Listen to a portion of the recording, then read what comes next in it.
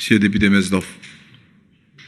Oui, merci Monsieur le Président. Je crois que c'est une bonne proposition du conseiller Brinon, dans la mesure où, comme c'est un sujet qui chez nous, forcément lève tout de suite de gros débats politiques de fond, parce que chaque Calédonien est attaché à la terre et qu'elle a fait partie de notre histoire récente et douloureuse, on a laissé un petit peu ce sujet de côté, parce qu'on sait qu'il clive beaucoup chez nous.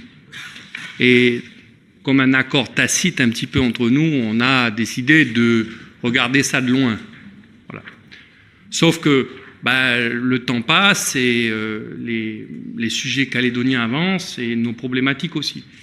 Et je pense qu'on ne peut pas laisser ce sujet sans pilotage. On avait parlé à une époque peut-être d'avoir un membre du gouvernement chargé du secteur, entre guillemets, qui revenait toujours un peu au président du gouvernement par défaut, notamment pour gérer la partie qui appartient au gouvernement de la Nouvelle-Calédonie, parce que pour faire un petit peu les gros chiffres de manière un peu grossier, que le président du gouvernement connaît par cœur, la Calédonie, c'est à peu près 1 800 000 hectares.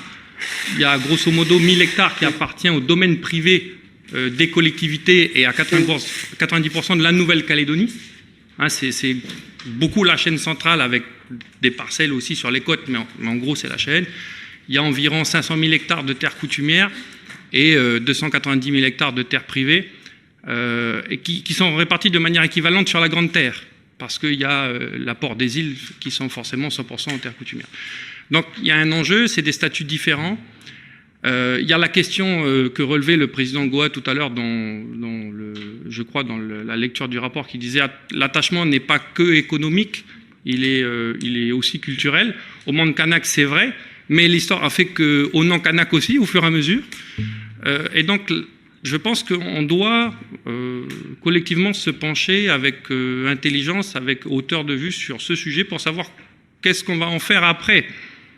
Parce qu'une grande séquence institutionnelle et politique nous attend.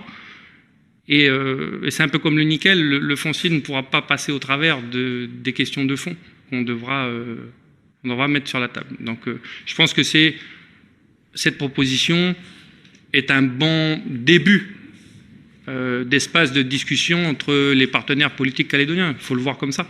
Je pense qu'on doit tous aller unanimement sur le fait que nous devons travailler à ce que devra être demain notre organisation foncière, parce qu'elle revêt plusieurs aspects, tout simplement.